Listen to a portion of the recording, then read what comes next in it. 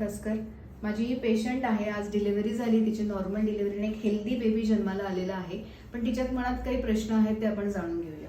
Madam मी काय खाल्लं पाहिजे? फळं वगैरे खाल्ले पाहिजेत का?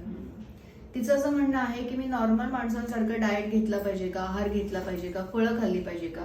तर सगळ्यात महत्वाची गोष्ट की जेव्हा पेशंट डिलिव्हरी होते तर नंतर तिचं फिडिंगचं कार्य सुरू होतं, स्तनपानाचं कार्य सुरू होतं. आणि जेव्हा पेशंट फिडिंग करते तर तिच्या शरीरातले जे काही चांगल्या चांगल्या गोष्टी आहेत ते सगळ्या दुधामार्फत ते बाळाला जात असतात.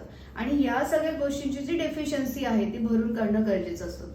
त्यामुळे डिलिव्हरी झालेल्या पेशंटने सगळ्या प्रकारच्या पालेभाज्या, सगळ्या प्रकारच्या फळभाज्या, वरण भात, पोळी भाकरी छानपैकी चुरून खाणं गरजेचं आहे.